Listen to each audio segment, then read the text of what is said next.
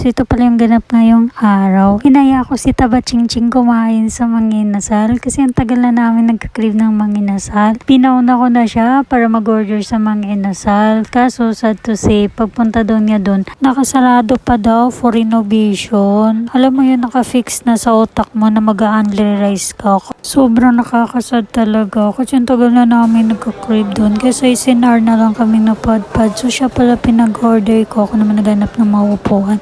So ito pala yung in-order namin.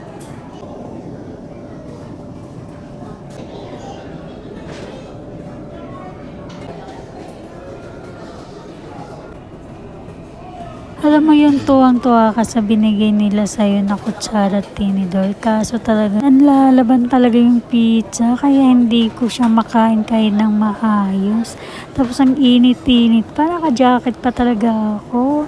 Kaya hindi ko na kinayan. Nag-gloves na ako dyan. Kasi sabi ko, hindi ako mag-i-enjoy ko. Kung makikita nyo, talagang enjoy na enjoy ang babae nito kumain ng chicken at pizza. Samahan pa ng french fry. Tapos habang patagal ng patagal, parami din ang parami ang customer dyan. Kaya medyo naiilang na ako. Alam niyo, sa totoo lang, nahihiya talaga ako pag tinatanong nila ako na, ate, vlogger ka ba? Ang laging sagot ko ay hindi po. Kasi nahihiya po talaga ako na baka mamaya pag tinanong nila kung anong pangalan ng channel ko. Tapos tinignan nila, kalansay pa yung account. Alam niyo yung kayo yung pundasyon ng page ko. Ano kaya mangyayari sa akin kung wala kayong mga follower ko at saka mga friend ko?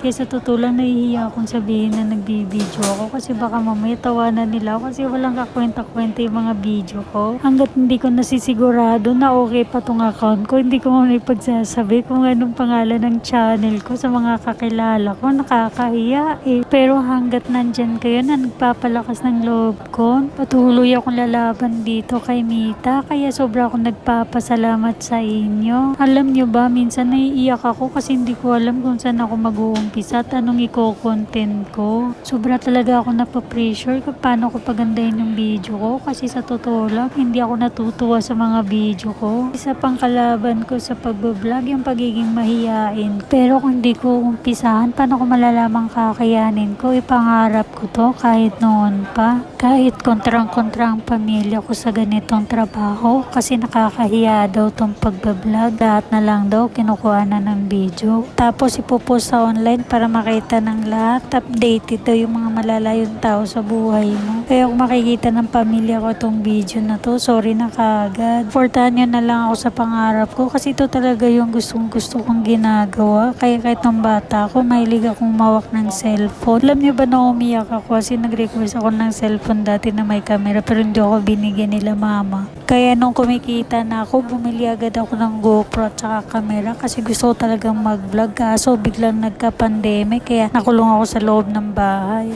Yung mga sikat na vlogger ngayon, nagumpisa sila ng pandemic kasi wala silang magawa. Pero ang ginawa ko kasi nagmukmuk ko sa loob ng bahay. Siguro kung hindi ako tinamad mag-vlog noon, siguro isa na din ako sa pumipiga ngayon kay Meta para pasweldohin. Inaantay ko lang na dalawin ako ng kasipagan kaso hindi talaga ako dinalaw ng sipag. Ganun talaga sa umpisa, mahirap. Pero kapag natutunan mo na lahat ng galamay dito sa social media, madali na lang. Bago pala matapos ang video ito, maraming salamat. At ito po pala ang ganap ngayong araw. So hindi ko naubos yung pagkain ko dyan kasi sobrang nabusog na ako at nahihiya na din ako sa mga taong nakatingin sa akin.